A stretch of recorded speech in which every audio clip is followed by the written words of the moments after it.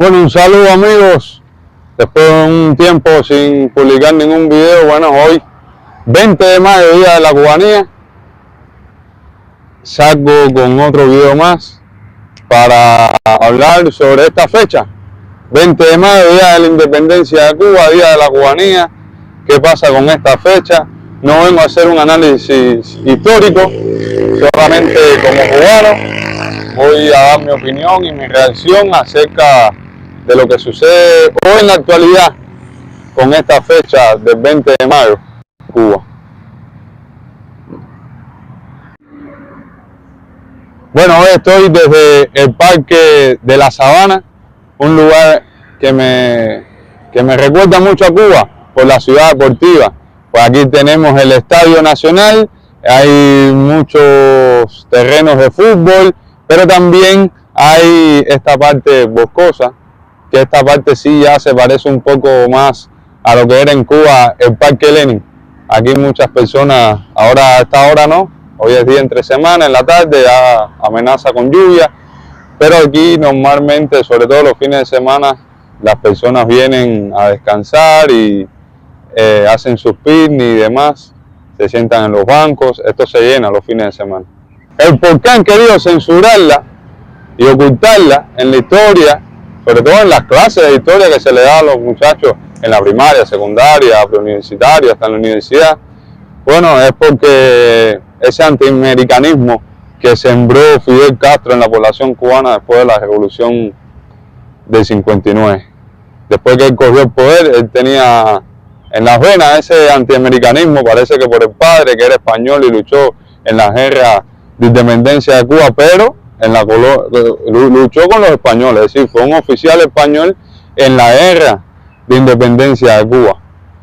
Y parece que le inculcó ese antiamericanismo a su hijo Fidel Castro, y Fidel Castro se lo engendró al resto de los cubanos.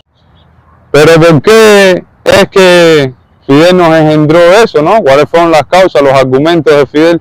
Bueno, cuando logramos la independencia el 20 de mayo de 1902, pues en la constitución que Cuba creó en el 1901, yo le propongo que ustedes estudien sobre esa fecha y esos sucesos para que tengan más información. Ya les dije, no voy a hacer un video informativo, no es más que una reacción según los conocimientos que tengo y lo que me han contado personas que sí saben y lo que he podido leer sobre personas que sí saben sobre estos hechos.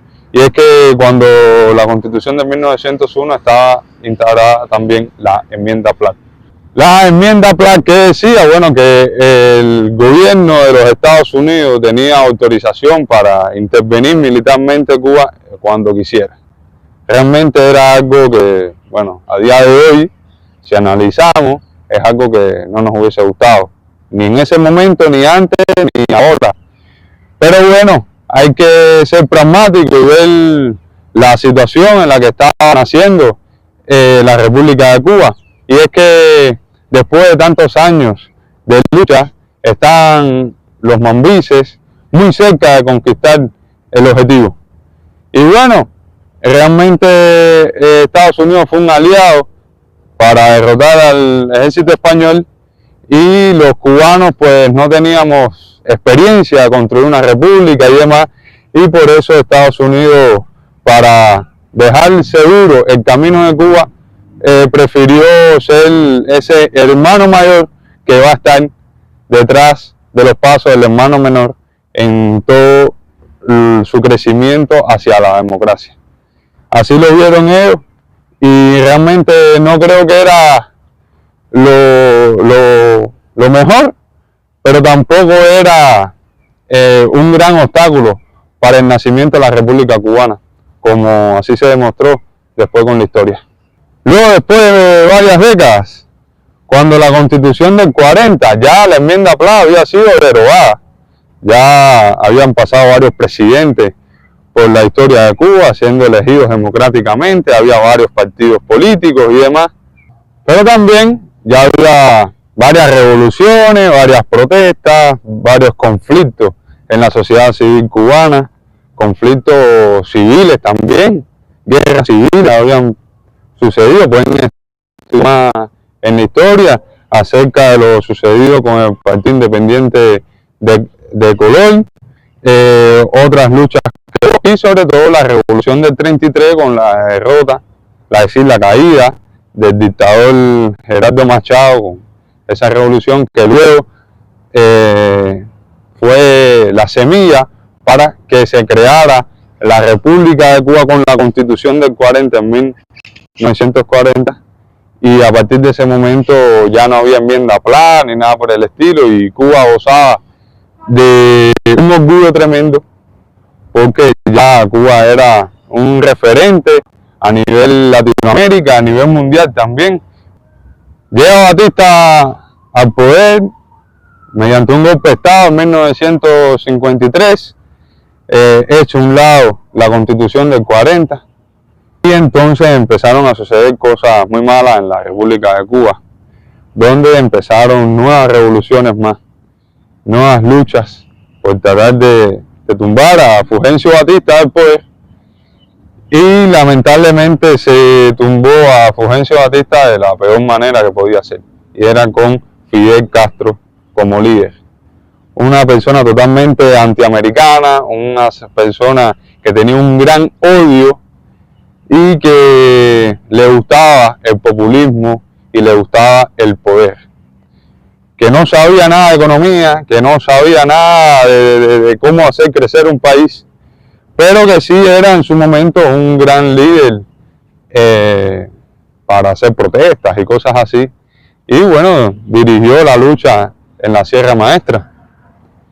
Tuvo éxito con el apoyo de muchísimos cubanos a lo largo y ancho del país, incluso fuera del país también, y logró derrotar a Fulgencio Batista y llegar al poder. Mintió completamente con restaurar la Constitución del 40, mintió con el manifiesto Sierra Maestra, que decía que volver a llevar el poder al pueblo, volver a crear elecciones libres y democráticas. Mintió totalmente al pueblo que lo ayudó para derrotar a Batista, y instauró el comunismo como gran antiamericano. Salió al máximo enemigo de los Estados Unidos, la Unión Soviética. Instauró el comunismo, sembró esa mierda que es el comunismo en Cuba, y a partir de ese momento se fue degradando la República de Cuba. Y bueno, Fidel decidió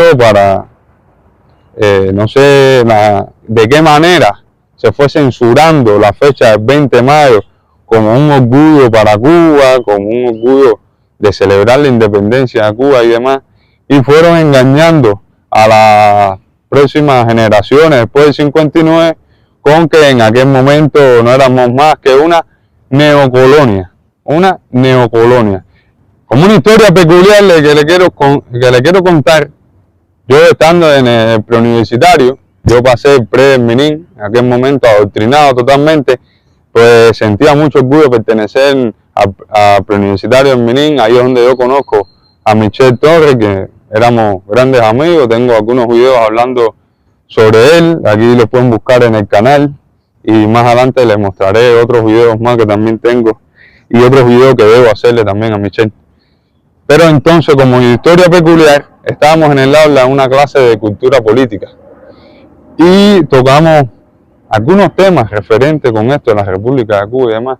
Y yo levanto la mano y le pregunto al profesor que estaba presente, dando la clase, ¿por qué Cuba, como el resto de los países de Latinoamérica, no celebraba la fecha de independencia?